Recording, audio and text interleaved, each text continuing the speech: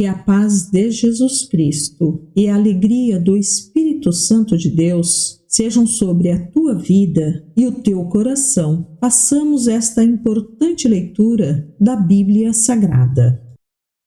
Primeiro livro de Coríntios, capítulo 15. Agora, irmãos, quero lembrá-los das boas novas que lhes anunciei anteriormente. Vocês as receberam e nelas permaneceram firmes. São essas boas novas que os salvam, se continuarem a crer na mensagem, como lhes anunciei. Do contrário, sua fé é inútil. Eu lhes transmiti o que era mais importante e o que também me foi transmitido. Cristo morreu por nossos pecados, como dizem as Escrituras. Ele foi sepultado e ressuscitou no terceiro dia, como dizem as Escrituras. Apareceu a Pedro e, mais tarde, aos 12. Depois disso, apareceu a mais de 500 irmãos de uma só vez, a maioria dos quais ainda está viva, embora alguns já tenham adormecido. Mais tarde, apareceu a Tiago e, posteriormente, a todos os apóstolos. Por último, apareceu também a mim, como se eu tivesse nascido fora de tempo, pois sou o mais insignificante dos apóstolos. Aliás, nem sou digno de ser chamado apóstolo, pois persegui a igreja de Deus. O que agora sou, porém, deve-se inteiramente à graça que Deus derramou sobre mim e que não foi inútil. Trabalhei com mais dedicação que qualquer outro apóstolo e, no entanto, não fui eu, mas Deus que, em sua graça, operou por meu intermédio. Logo, não faz diferença se eu prego ou se eles pregam, pois todos nós anunciamos a mesma mensagem, na qual vocês já creram. Pois bem, se proclamamos que Cristo ressuscitou dos mortos, por que alguns de vocês afirmam não haver ressurreição dos mortos? Pois, se não existe ressurreição dos mortos, Cristo não ressuscitou. E, se Cristo não ressuscitou, nossa pregação é inútil, e a fé que vocês têm também é inútil. Então estamos todos mentindo a respeito de Deus, pois afirmamos que ele ressuscitou a Cristo. Mas, se não existe ressurreição dos mortos, isso não pode ser verdade. E, se não existe ressurreição dos mortos, então Cristo também não ressuscitou. E, se Cristo não ressuscitou, a fé que vocês têm é inútil, e vocês ainda estão em seus pecados. Nesse caso, todos que adormeceram, crendo em Cristo, estão perdidos. Se nossa esperança em Cristo vale apenas para essa vida, somos os mais dignos de pena em todo o mundo. Mas Cristo de fato ressuscitou dos mortos. Ele é o primeiro fruto da colheita de todos que adormeceram. Uma vez que a morte entrou no mundo por meio de um único homem, agora a ressurreição dos mortos começou por meio de um único homem. Assim, como todos morremos em Adão, todos que são de Cristo receberão nova vida. Mas essa ressurreição tem uma sequência. Cristo ressuscitou como o primeiro fruto da colheita, e depois todos que são de Cristo ressuscitarão quando ele voltar. Então virá o fim, quando ele entregará o reino a Deus, o Pai, depois de ter destruído todos os governantes e autoridades e todo poder. Pois é necessário que Cristo reine até que tenha colocado todos os seus inimigos debaixo de seus pés. E o último inimigo a ser destruído é a morte. Pois as Escrituras dizem: Deus pôs todas as coisas sob a autoridade dele. Claro que, quando se diz que todas as coisas estão sob a autoridade dele, isso não inclui aquele que conferiu essa autoridade a Cristo. Então, quando todas as coisas estiverem sob a autoridade do Filho, ele se colocará sob a autoridade de Deus, para que Deus, que deu a seu Filho autoridade sobre todas as coisas, seja absolutamente supremo sobre todas as coisas em toda parte. E o que dizer dos que se batizam em favor dos mortos? Se os mortos não ressuscitam, como dizem eles, por que se batizam em favor dos que já morreram? E nós, porque arriscamos a vida o tempo todo? Pois eu afirmo, irmãos, que enfrento a morte diariamente, assim como afirmo o meu orgulho daquilo que Cristo Jesus, nosso Senhor, fez em vocês. E, se não haverá ressurreição dos mortos, De que me adiantou ter lutado contra feras, isto é, aquela gente de Éfeso? Se não há ressurreição, comamos e bebamos, porque amanhã morreremos. Não se deixem enganar pelos que dizem essas coisas, pois as más companhias corrompem o bom caráter. Pensem bem sobre o que é certo e parem de pecar, pois, para sua vergonha, eu lhes digo que alguns de vocês não têm o menor conhecimento de Deus. Alguém pode perguntar: como os mortos ressuscitarão? Que tipo de corpo terão? Que perguntas tolas! A semente só cresce e se transforma em planta depois que morre. E aquilo que se coloca no solo não é a planta que crescerá, mas apenas uma semente de trigo ou de alguma outra planta. Então, Deus lhe dá um novo corpo como Ele quer. Um tipo diferente de planta cresce de cada tipo de semente. Da mesma forma, há tipos diferentes de carne. Um tipo para os seres humanos, outro para os animais, outro para as aves e outro para os peixes. Também há corpos celestes e corpos terrestres. A glória dos corpos celestes é diferente da glória dos corpos terrestres. O sol tem um tipo de glória, enquanto a lua e as estrelas têm outro, e até mesmo as estrelas diferem em glória umas das outras. O mesmo acontece com a ressurreição dos mortos. Quando morremos, o corpo terreno é plantado no solo, mas ressuscitará para viver para sempre. Nosso corpo é enterrado em desonra, mas ressuscitará em glória. É enterrado em fraqueza, mas ressuscitará em força. É enterrado como um corpo humano natural, mas ressuscitará como corpo espiritual. Pois, assim como há corpos naturais, também há corpos espirituais. As Escrituras nos dizem: o primeiro homem, Adão, se tornou ser vivo, mas o último Adão é espírito que dá vida. Primeiro vem o corpo natural, depois o corpo espiritual. O primeiro homem foi feito do pó da terra, enquanto o segundo homem veio do céu. Os que são da terra são como o homem terreno, e os que são do céu são como o homem celestial. Da mesma forma que agora somos como o homem terreno, algum dia seremos como o homem celestial. Estou dizendo, irmãos, que nosso corpo físico não pode herdar o reino de Deus. Este corpo mortal não pode herdar aquilo que durará para sempre. Mas eu lhes revelarei um segredo maravilhoso. Nem todos dormiremos, mas todos seremos transformados. Acontecerá num instante, num piscar de olhos, ao som da última trombeta. Pois, quando a última trombeta soar, aqueles que morreram ressuscitarão a fim de viver para sempre. E nós que estivermos vivos, também seremos transformados, pois nosso corpo mortal precisa ser transformado em corpo imortal. Então, quando nosso corpo mortal tiver sido transformado em corpo imortal, se cumprirá a passagem das Escrituras que diz: a morte foi engolida na vitória. Ó morte, onde está sua vitória? Ó morte, onde está seu aguilhão? O pecado é o aguilhão da morte que nos fere, e a lei é o que torna o pecado mais forte. Mas graças a Deus, que nos dá a vitória sobre o pecado e sobre a morte, por meio de nosso Senhor Jesus Cristo. Portanto, meus amados irmãos, sejam fortes e firmes. Trabalhem sempre para o Senhor com entusiasmo, pois vocês sabem que nada do que fazem para o Senhor é inútil.